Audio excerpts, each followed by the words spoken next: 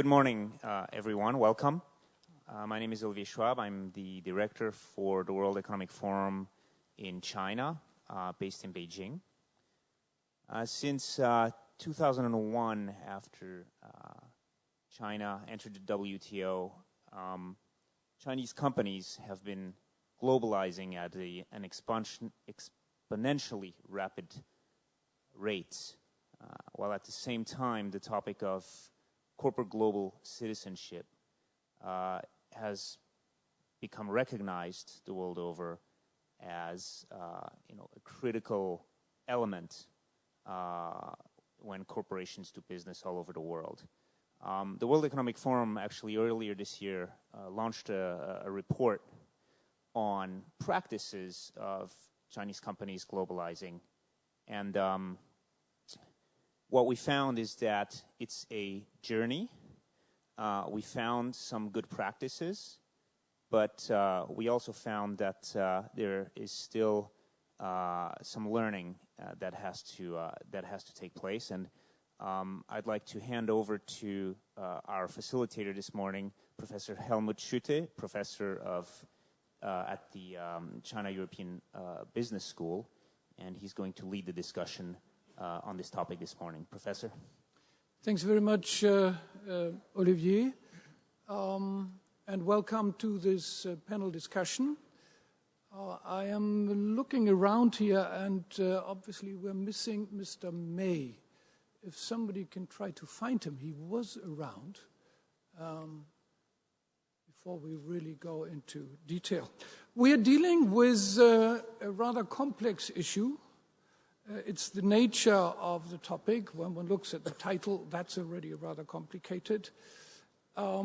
It's not made easier by containing a number of different issues and terminologies. We talk about corporate governance, we talk about philanthropy, we talk about responsibility, we talk about sustainability. All of this we bunch together under the label of corporate citizenship. And now we're moving this topic from the Chinese environment into the global sphere. And that's the reason why the World Economic Forum has taken this up. China plays a more important role in the world economy. Chinese companies more go abroad and face this as a new challenge. So if we start with corporate citizenship in China, we're dealing fundamentally with a variety of stakeholders. It's the Chinese society in the broadest sense, the government, the local communities, the customers, the workers. Everybody is somewhat involved. Now we see increasingly that through the international observers, fundamentally NGOs, or also the international press, there is some influence in this sphere coming into China, even affecting companies which operate only in China. Now, then we go abroad. As a Chinese company, we are faced with very different local communities, local stakeholders, and again, international organizations such multilateral, multinational organizations such as internationally operating NGOs or the international media and the international social media. So lots of challenges here. We have a panel with distinguished experts who have a lot of experience in this field of great variety. And I would like to start with Clare Melford, who is the CEO of a powerful organization which is called International Business Leader Forum. It's an association which has about 150 large multinationals as members and is, I think, mainly concerned with the question of sustainability. And although the organization is headquartered in London, it does a lot of work across the world. So I would like, Clare, to call on you to give us your view of how you see Chinese companies fitting into these new requirements which they are facing. Thank you very much, and thank you for the opportunity to speak. As has been said, the International Business Leaders Forum works with global companies around the world to help their growth become more sustainable. And if we focus on China for a moment, the last 2 or 3 years in China has for us been characterized by, I would say, 3 changes. The first is we're seeing the emergence of a new generation of leaders, Chinese business leaders, who are making that transition from philanthropy, which is useful but ultimately unsustainable, to making sustainability, both environmental and social sustainability, a core competitive advantage of their business model, which is ultimately, of course, much more sustainable in the long run. So the first thing that we're seeing is a new generation of leaders who are beginning to see sustainability both in China and in their international operations as a key competitive advantage. The second change that we've seen, particularly in the last 18 months, I would say, perhaps in part because of the economic situation around the world, is a very welcome increasing voice of Chinese business leaders in the global policy debate. So I'd quote as an example the speech given by the head of Sinopec at the recent Rio +20 conference in Rio de Janeiro, and that is just one example of a much more prominent voice for Chinese business leaders in this global debate, which is very welcome because there is much wisdom to share, and that voice has been missing in previous years. And I think the third extremely welcome change over the last several years, which SASAC has in fact been leading, is enormous support from the Chinese government for incorporating sustainability into businesses. And some of the regulations for state-owned enterprises on reporting, for example, are frankly the envy of other countries around the world. So I think those 3 changes of a new generation of leadership, a greater voice for Chinese business leaders on the world stage around sustainability, and the great government support would be 3 of the very positive things that I would highlight as recent changes that Chinese multinationals are exporting abroad. Thanks very much, Claire, for this good introduction and also your short remarks. Mr. Huang, you were already described as leading SASAC in a way that it is the envy of the world. You are the vice chairman of most probably the largest conglomerate, if one may use that term, in China, and perhaps one of the largest groups of this nature in the world. You are pulling together all these central large state-owned enterprises in China. And you were at a very early stage introducing already guidelines for corporate citizenship in the country. When you look at this now, are you happy with the progress your companies have made? And secondly, do you see them well prepared for now going into the next step and conquering, if you want, the world outside?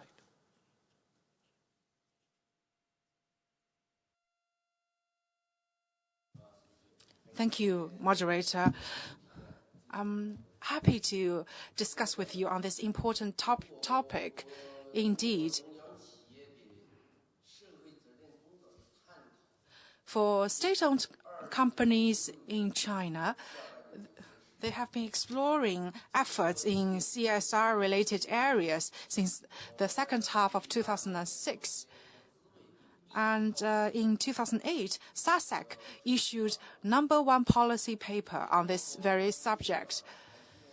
The Secretary General of the United Nations, Mr. Ban Ki-moon, has highly recognized our effort. And the Secretary General has given high praise to our policy paper. And I have heard that our #1 policy paper on CSR has been translated into English and has been circulated among UN organizations. And so far, I believe important progress has been made by state-owned companies in this area. And Chinese companies are working very hard to become leading global citizens in the world. By the end of 2011, up to 100 state-owned companies have established 5,894 branches in over 158 countries and regions around the world. And throughout their operations worldwide, they have shouldered their global citizen responsibilities in a responsible way.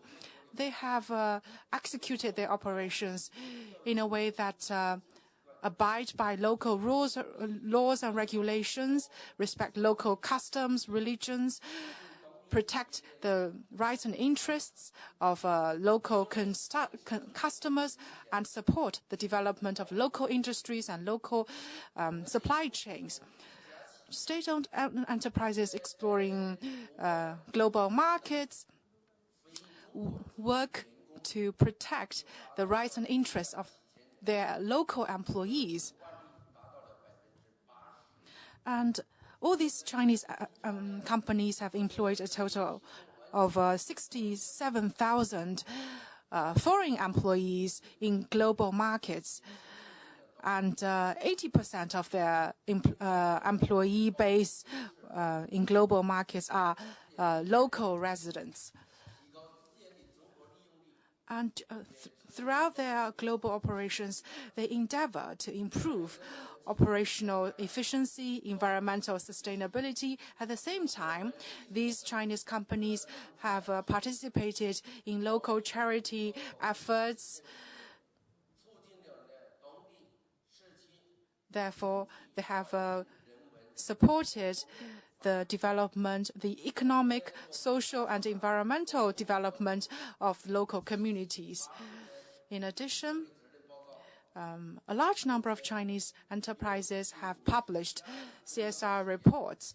So far, over 90 SOEs in China have published reports on CSR or on environmental sustainability, including Minmental, China Minerals, and a number of Chinese companies have even published CSR report for individual foreign countries, foreign markets where they operate in.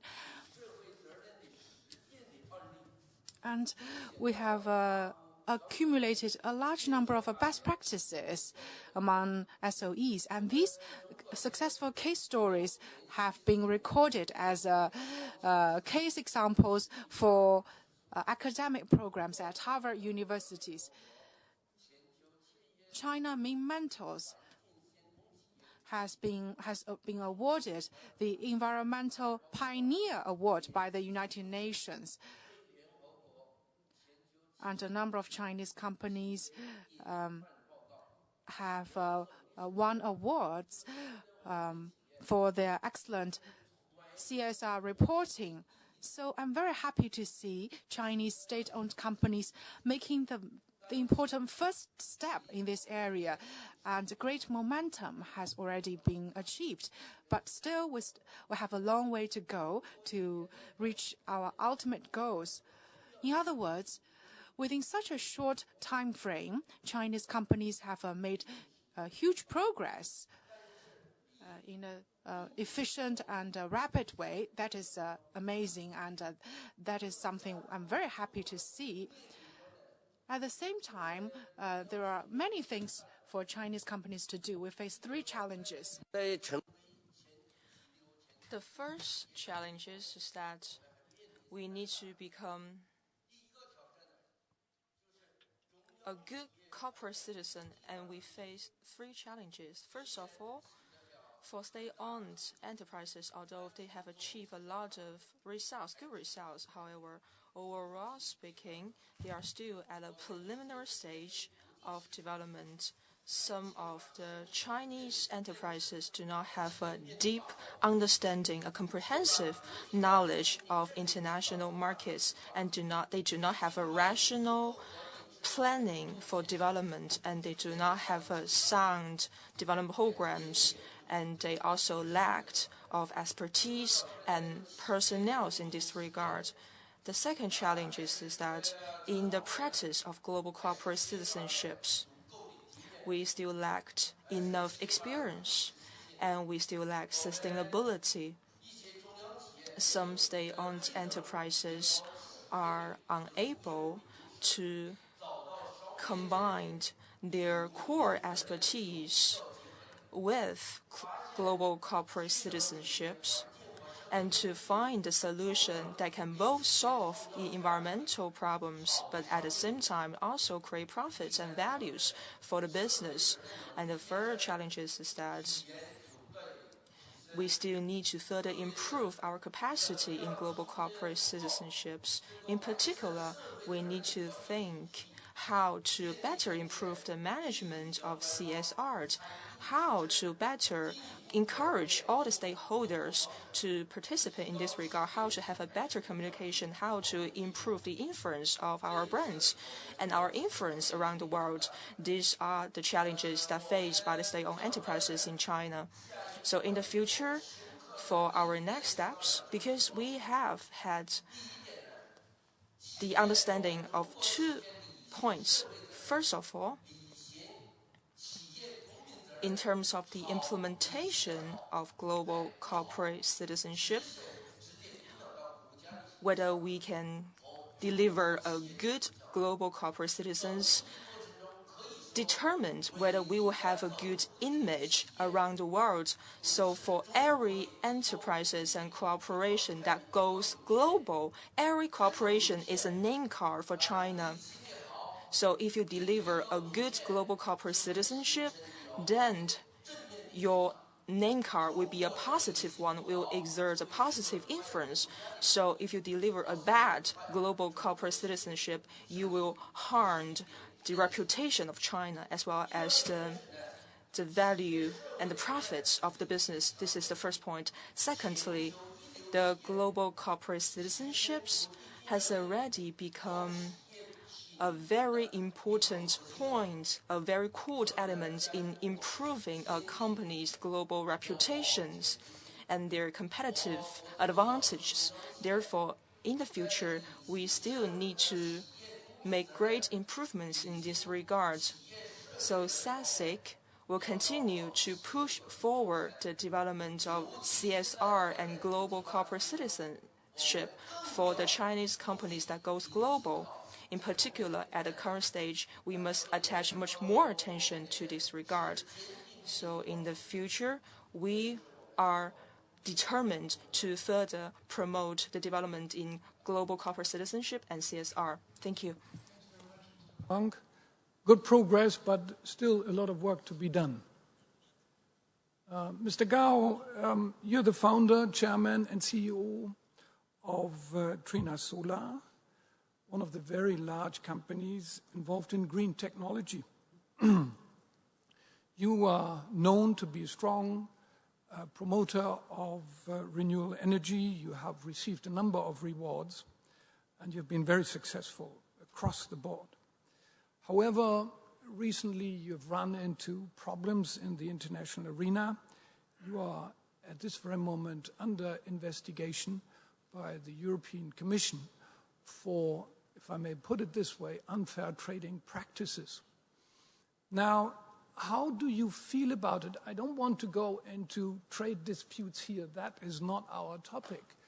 But as a good corporate citizen who is becoming a good global corporate citizen, this must feel like being a setback in your attempts to really become a global player. How do you feel about it?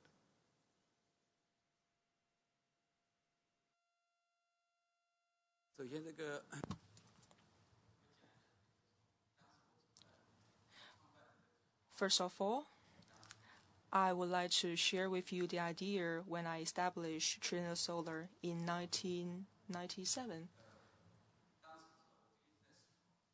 I was then thinking, what kind of industry can contribute most to human development?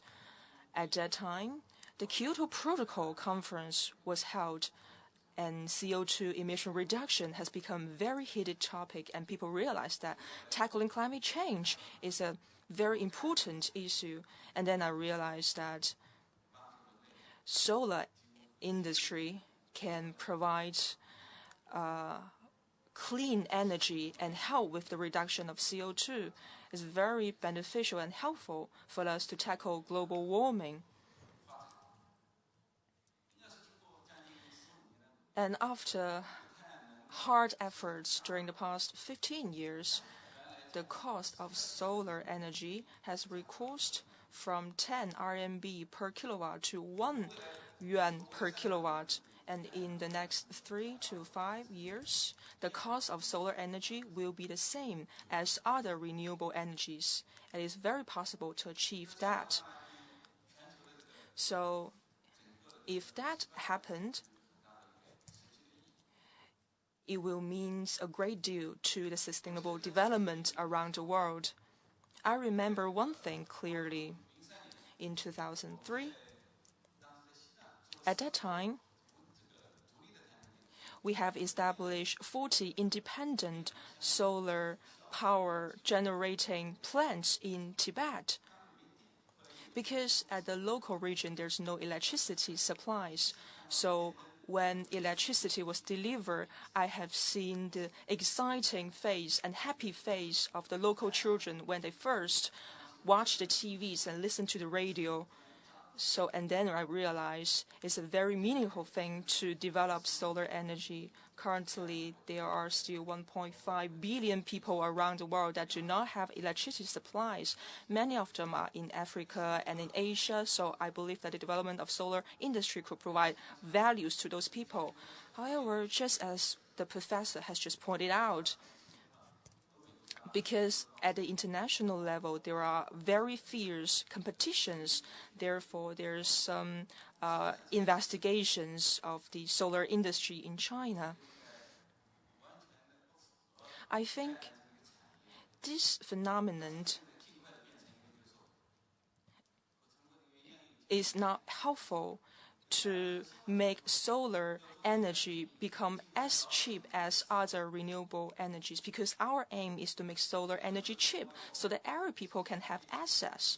So any kind of trade protectionism will hinder the development of solar energy and the value that we provide to the society. So we need to think, how should we solve the problem?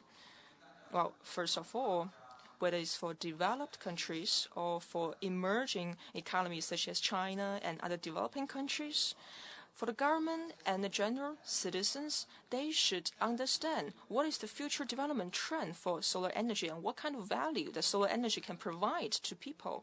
So in this perspective, Trina Solar is also carrying out our work because, for example, we have already carried out communications with European companies. In 2004, the solar energy price in Europe is 0.6 euro, and now it has decreased. And I believe this result are thanks to the cooperation at international levels. And China also played a very huge part in the international cooperation. And in European Union, we have already seen that the subsidies for the solar energy is decreasing. This is a very positive development. And we also talk to leaders from Latin America and Africa countries because these countries lack electricity. And we said we can totally establish an energy mix with solar energy as the dominant role and the fossil fuel played a complementary role. So if we can establish such an energy mix, it will be very helpful for those regions. I believe solar energy is the best energy we have. I would like to give you one example. A few months last year, we have seen the earthquake in Haiti. After the earthquake, the electricity supply was disrupted, but we quickly provide electricity for them, for the hospitals and for the public utilities in Haiti with solar energies. So the development of solar energy will provide a lot of meanings to the development of society. And we also need to think what other approach that we can adopt to better increase the value of solar energy. For example, in some African nations, because they are lack of electricity, so we are cooperating with Columbia universities and connected with telecommunication, so to provide much more energy to the local people. So all in all,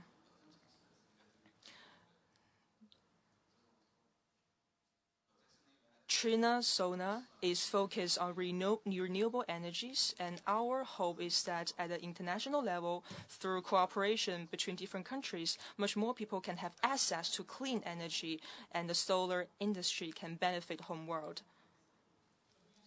More as a short-term setback, but in the long run, companies like you will continue to provide the world with cheaper energy. Yes, indeed. I think for Trina Solar, the reason that we survive is not only for profits. We also have a much more fundamental purpose, that is to make the solar energy benefit the whole world. So indeed, currently we see a short-term setback. It is because of fierce competition, but this is not important. Because for trade protectionism, it is only a very small barrier or obstacle in the international cooperation. We can solve it. However, in the future, no matter what happens, Trina Solar will stick to our vision. That is to say, around the world, we will adopt all kinds of approaches and to provide the world with clean energy technologies and clean energy, and to guide the world to better use clean energies and to integrate clean energies into the energy mix and to better counter the climate change. Thank you. Mr. Li, you're the chairman and CEO of TCL, a company which is very well known. You are a supporter of many good causes, if I may say so. And you also provide financial support to educational institutions. I should add here, in Shanghai, in my office, I look at a TCL computer which you donated to CIBS. Thank you very much. You are also very well known in China as heading one of the very first companies of China to go abroad. You went in a fairly spectacular way into France.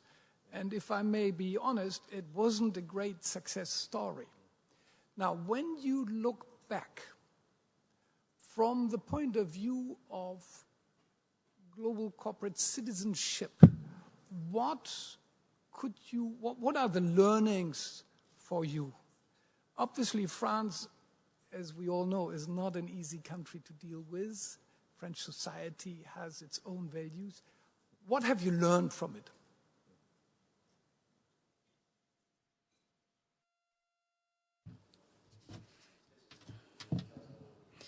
Thank you.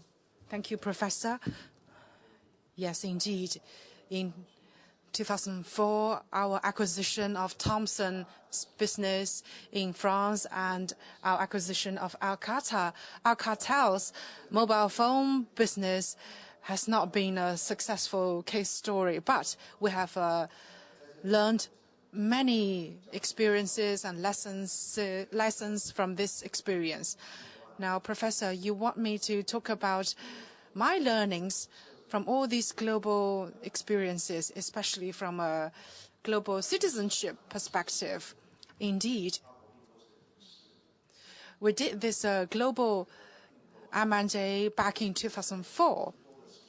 When we considered this M&A deal, we primarily considered the financial factors and funding factors, but we didn't give full consideration to CSR aspects of the deal. In other words, we did not pay full attention to labor regulations and rules and how local labor organizations could impact our local operations in France. Actually, we found subsequently that it was much more challenging than we expected to operate our business in France, which is a totally different market. Of course, there are challenges related to post-merger integration, logistics, supply chain. And at that time, there was a big transformation in TV industry and mobile phone industry. At that time, there were major technology breakthroughs in the TV industry, and also for mobile phone business, there was also a big technology revolution from 2G to 3G mobile phone technology. And during the post-merger integration process, layoffs were necessary and unavoidable. Well, there were things that we could have done better. We expected to lay off some local employees, but out of our business strategy, we found that it was still necessary to fire some local employees in France. So during this process, we found that actually in Europe, especially in France, the public have very high expectations for businesses in terms of CSR. Their expectations for social responsibility of companies are much higher than those in China. Of course, their labor laws and regulations are much more developed than those in China. So in that process, we were in a learning process. We were learning the European, especially French, labor rules and the local expectations on a company's citizenship responsibilities. On the whole, I think we have basically fulfilled our CSR responsibilities. Of course, we have gone through many disputes or problems or contradictions, but all these challenges have been effectively tackled.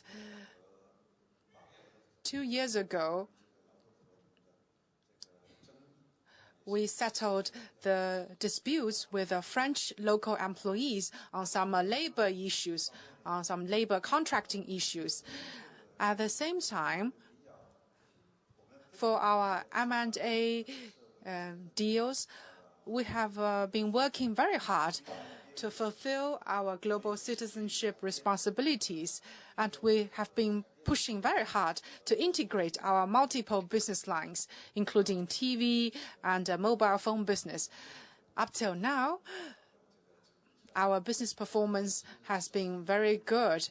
In particular, from our mobile phone business, well, as you know, after our acquisition of Alcatel's mobile phone business, the overseas sales volume was about 7 million units of headsets in overseas markets. And as you know, last year, our sales volume of TCL mobile phones has reached 38 million units of handsets in overseas markets. And TCL has ranked one of the top players in the handset industry. We are one of the top 5 in Europe and in the United States. So in this process, we have been continuously learning, trying to adapt to local circumstances, trying to fulfill our local responsibilities. We have to change our mindset, respect local tradition, local ways of doing business. And here I want to share with all of you how a manufacturing company, an industrial company can do to contribute to environmental sustainability and fulfill its social responsibilities. Indeed, in China, our economic success over the last decade has been achieved to some extent at the expense of the environment.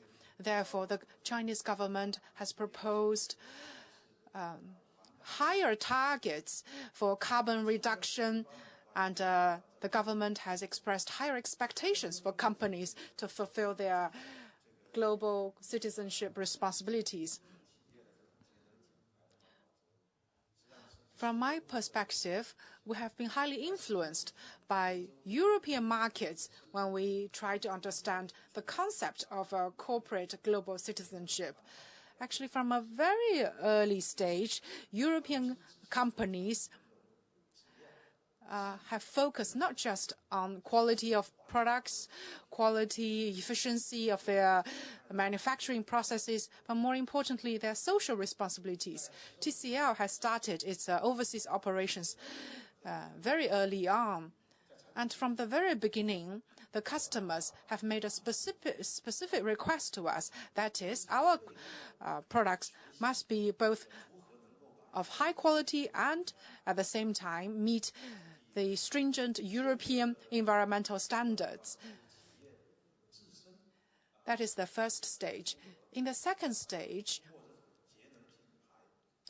while striving to stay green and pursue carbon reduction goals, how can companies contribute to local communities and work with local communities on their environmental agendas? Well, on that front, the Chinese government has encouraged Chinese companies to adopt best practices in that area. Chinese government has provided financial subsidies to Chinese companies for their green products. And for those not so green products, that is, products that do not meet the environmentally green standards, companies are encouraged by the government to upgrade their product portfolio by adopting new technologies. For example, in the consumer electronics industry, the Chinese government has introduced huge sums of fiscal subsidies to Chinese companies and Chinese consumers alike. Thirdly, we have been investing continuously in building a circular economy in China. Thank you. Sorry, we are not so good with the timekeeping, so therefore I'm a bit rude here in slowing you down, Mr. Li. Thanks very much. So it's learning, somewhat painful learning, but you have adjusted now quite considerably.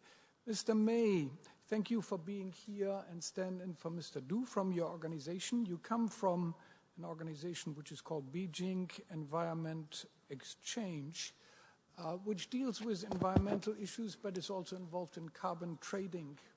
You're not one of the globalizers, but you have fairly recently very much been in the limelight for a clash between international standards and Chinese standards.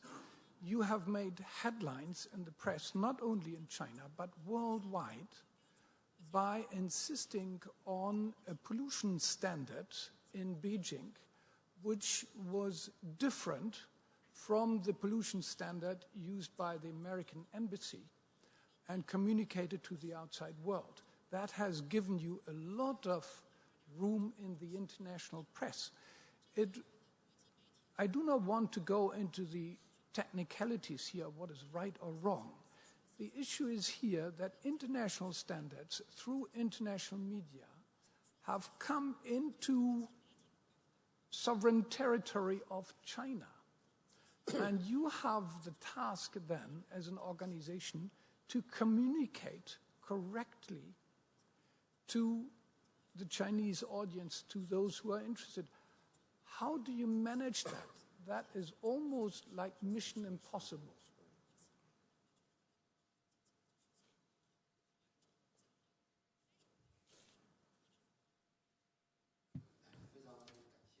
Thank you, Professor. And I would like to thank WEF for inviting me here. We're also a member of the World Economic Forum. Well, on this subject matter, first I want to say we are an organization, we are a company. Well, regarding the difference between PM 2.5 versus PM 10, well, these standards are something that the government and NGOs and companies are working on at the moment. I believe it requires multi-stakeholder collaboration to resolve all the issues and challenges we face today.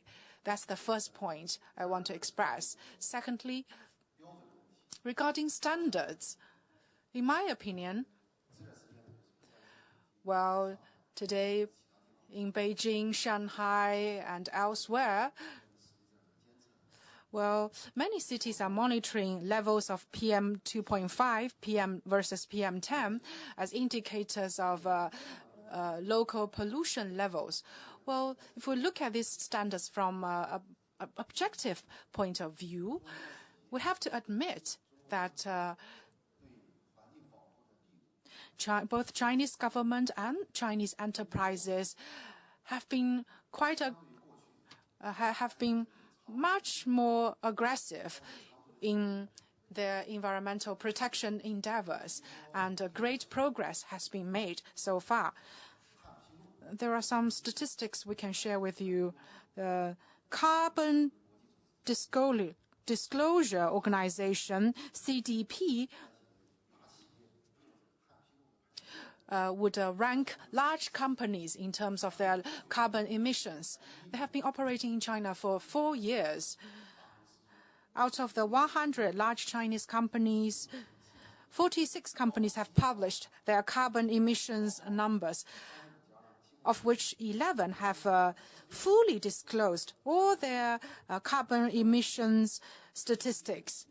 Compared with 2008, 2009, Chinese companies have become much more transparent in disclosing their carbon footprint-related statistics. Just as Vice Chairman Huang from SASAC has said, a great many Chinese enterprises have published their CSR reports, and they have greatly improved their green awareness. Therefore, compared with previous years, more rigorous measures have been adopted to pursue environmental sustainable targets. Thirdly, we are also keenly aware of the fact that China lags behind developed markets in its green standards. Well, I think that is very easy to understand, because China, in fact, is still a developing country. While developing our economy, we are trying to protect our environment, so we face a dilemma. As we all are familiar with the phenomena in environmental economics, that is, in the initial stage of economic growth, the cost in environmental protection efforts outweigh the output. And it is only in the later stages would the cost equal or be higher, would the cost equal or be lower than the output. Therefore, in environmental area, we have to apply the common but differentiated responsibility principle to China, which is a developing country. Well, Fourthly, in terms of standard, I believe in statistics there's a basic principle. For example, at what kind of period, what location is the average for a year or a day or a month? Well, there are many different standards involved. Therefore, we need to adopt much more rational and reasonable approach to look at environmental protection issues in China, because China is a huge developing country. China is still developing. Therefore, in terms of environmental protection, we still face a lot of pressures in this respect. Thank you. Now, when I try to summarize what you've said, first point is this is work in progress. There is a lot to be done still. And Mr. Huang, you made the point of this affecting the image of the firm, which has a lot to do with how organizations communicate to the greater public. And therefore, my question to Mr. Wei about the communication. How do you do this? How do you link up with society in general? My question to all of you, and I would like to have a quick answer. When you look at the media scene today and the speed with which work is done and the presence of, if you want, the mobile phone, which can take photographs and send a message through the internet and Twitter and other forms to the world, how do you think you have to cope? Is that also requiring a revolution in your own policies, how you deal with that? Can you move on just as you have done in the past, or do you have to accelerate? President Gao, you are now at this very moment in the fire, so to say. You've built up this great image, and now this image is negatively affected. How do you work with this? What do you do with this from a communication point of view? And I will also would like to have some comments from the others.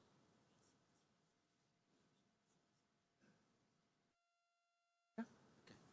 Okay.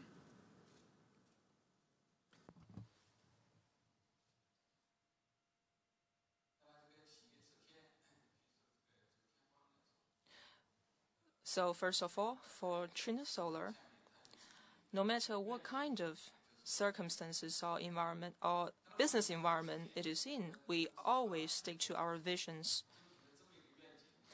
The development of our company and our decision makings would always base on our visions and our goals.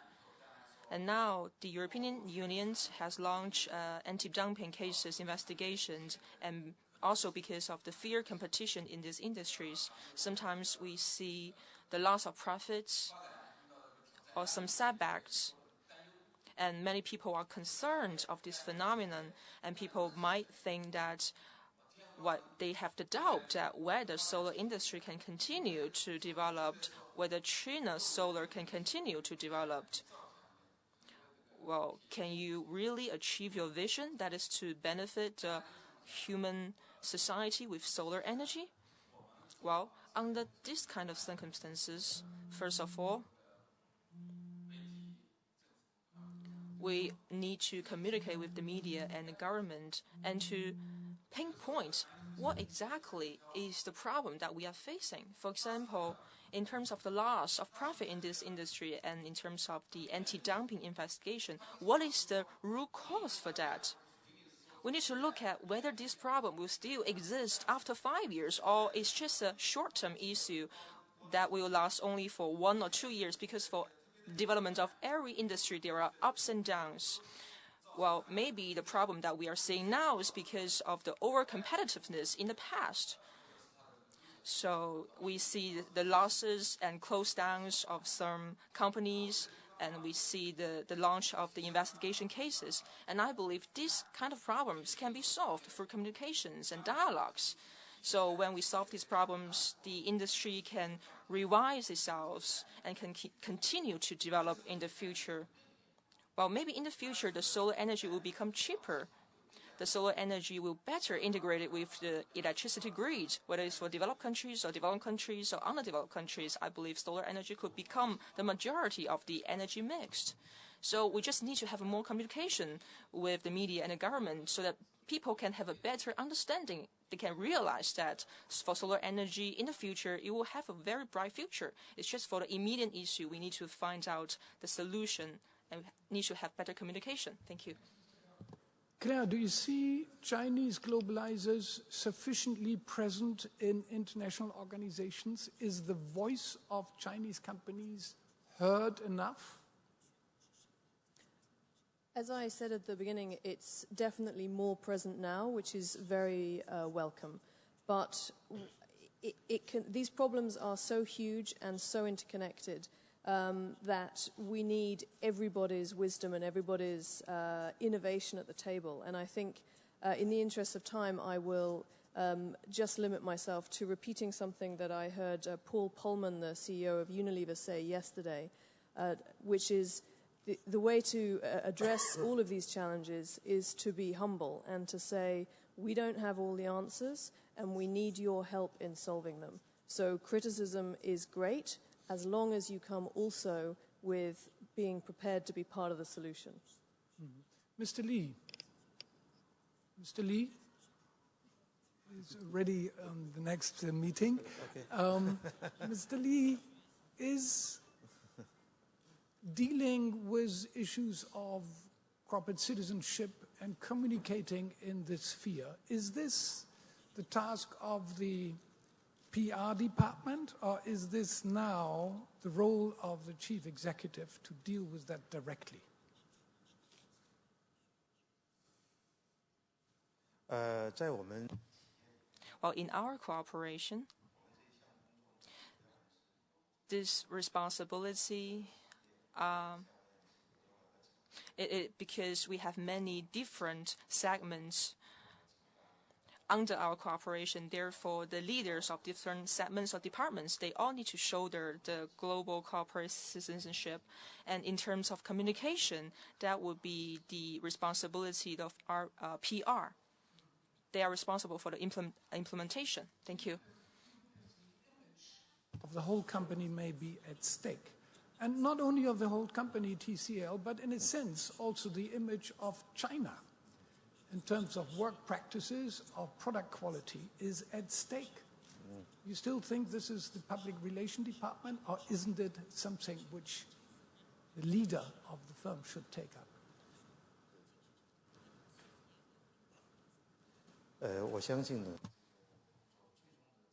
I believe ultimately, the leader of the cooperation needs to shoulder the responsibility of global corporate citizenship. For example, in terms of our work in CSR, we need to integrate that mindset into every segment and every link of the business process. When we make decisions, we need to think about CSRs, and the leaders of the cooperation need to implement the CSR and need to promote CSR himself. Only a single department, for example, public relations departments in the company, they cannot shoulder that much responsibility. Thank you. 非常好. Deeply embedded in the culture of a corporation. Mr. Huang, from your point of view, with the oversight you have coming back, what are the learnings from the past? Is the speed with which Chinese companies are moving, is that sufficient, or does it have to be accelerated?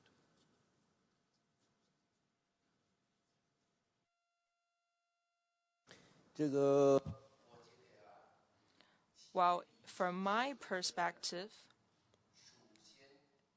in order to deliver CSR, first of all, we need to regard that as a basic requirement internally. That is to say, for every cooperation, they need to establish a positive image. They need to continue to improve the quality of the development. It is only when they have this kind of motivation that they will have the strength to further promote CSR. Secondly, in terms of globalization, business need to establish a global business. They need to have a global concept of doing business, and they also need practices at international levels. when companies are delivering good CSRs and global corporate citizenships at global level, they are actually promoting globalization. They are promoting their own images, and they are also improving their capacities and levels of sustainability and development. So in the next stage, when we are further going out to the world and promoting globalizations, we need to focus more on CSR and global corporate citizenships. And currently, some people think that CSR is just simply donate more money and do much more charity work. Their understanding is very narrow. So donating money and charity work is necessary, however, it's not sufficient, and it is not the most important element. I think the most important element is to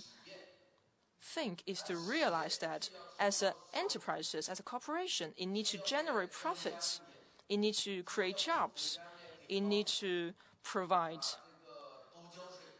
much more taxations for local communities, for the countries that they are operating in. They need to create much more value added to the society. And they need to be responsible for the workplace safety and the health of their employees. I think these are very important perspectives that we need to look at. It is only when we have good business results that we can donate more money and we can do more charity work. Well, donating money and charity works are necessary, but first of all, we need to realize that as a corporation, we need to fulfill the basic demand or our basic responsibility. Secondly, in terms of the globalization, for Chinese enterprises, we are only at the infant stage. We are only at the beginning. When we compare with the world-renowned multinationals, in terms of level, in terms of concept, mindset, experience, and capacity, we are still lagging far behind. So we have already taken our first step, a very important step in globalization. However, when compared with other high-level multinationals, we still have a long way to go. Therefore, I think the same applies to CSR for Chinese corporations. We have already taken the first important steps. However, the history is not long. So we need to gradually improve our CSR. But we have a clear goal. So that's my perspective. Thank you. Huang, for this very good summary. In a sense, I'm almost missing the word that we're moving towards a harmonious society, which would fit very well here. We are at the end of our time. Thanks very much for the contributions here from the panel. And my apologies that as a moderator I have not been able to bring the audience in with some questions. Thanks very much and have a good day.